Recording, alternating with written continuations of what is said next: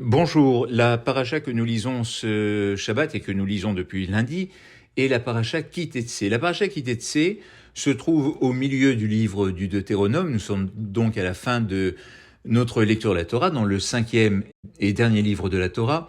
Et cette paracha Ki Tetsé a une particularité, c'est que l'on y trouve une avalanche de mitzvot, de préceptes, de commandements. Il y en a selon, ça dépend de la lecture que l'on en fait, 72, 74 ou voire 77. De quoi s'agit-il dans la paracha Ki Tetsé ?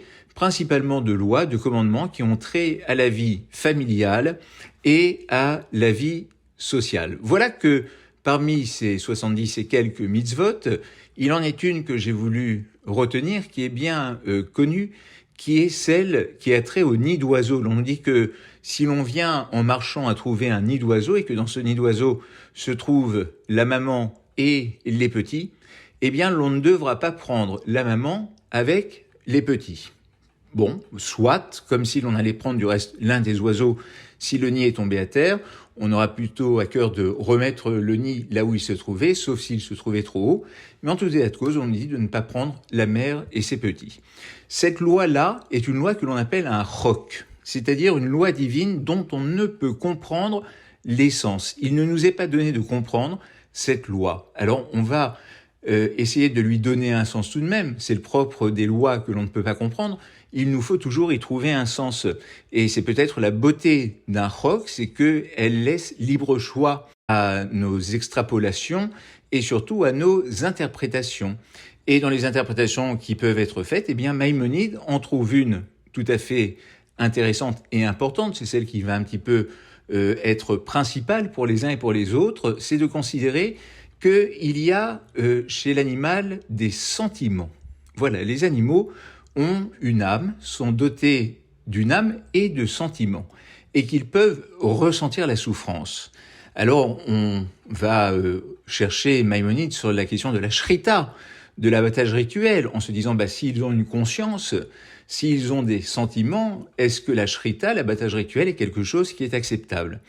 Eh bien, on va dire que l'homme a besoin, en tout cas ça a toujours été considéré ainsi, de viande pour se nourrir, je salue les végétariens au passage, mais qu'il a besoin de viande pour se nourrir, c'est même une mitzvah pour les fêtes et pour le jour du Shabbat. Encore une fois, les végétariens peuvent trouver bien d'autres façons de procéder pour contourner un petit peu cette mitzvah, ou en tout cas pouvoir l'accomplir, mais l'on nous dit que lors de la shrita, lors de l'abattage rituel, lorsqu'on est amené à abattre des animaux, on n'abattra pas le même jour la bête et son petit. On attendra un décalage le jour suivant parce que l'on considère qu'il y a là une souffrance extrême pour la mère de voir son petit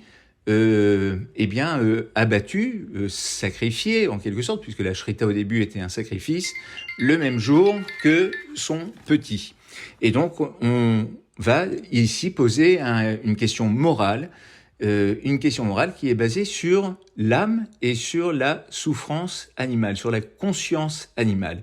Et c'est peut-être ceci qui est intéressant parce que Maïmonide va dire, mais alors vis-à-vis de Dieu, comment Dieu considère les animaux ?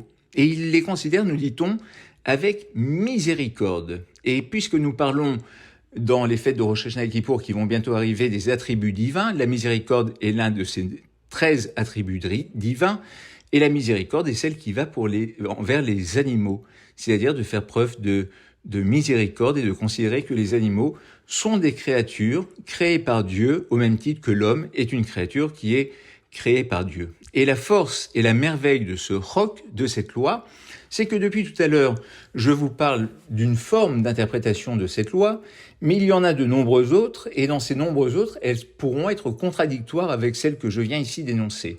Il se trouve que j'ai pris ici Maïmonide parce que c'est celui qui est mis le plus en avant dans ce passage-là, dans ce passouk, dans ce verset en particulier, mais l'on pourrait voir bien d'autres commentateurs, et ces autres commentateurs pourraient venir en opposition avec Maïmonide. Et ce qu'il y a de merveilleux dans notre lecture de la Torah, dans la lecture que l'on peut faire même des mitzvot parfois, c'est que les mitzvot ne s'enferment pas dans une seule interprétation ou une seule compréhension. c'est à nous aussi de pouvoir donner un sens à ces mitzvot. Alors, les accomplir, bien entendu. Ça, il n'est pas question d'avoir une liberté sur l'accomplissement, mais en tout cas sur le sens que l'on entend donner aux mitzvot et aux commandements.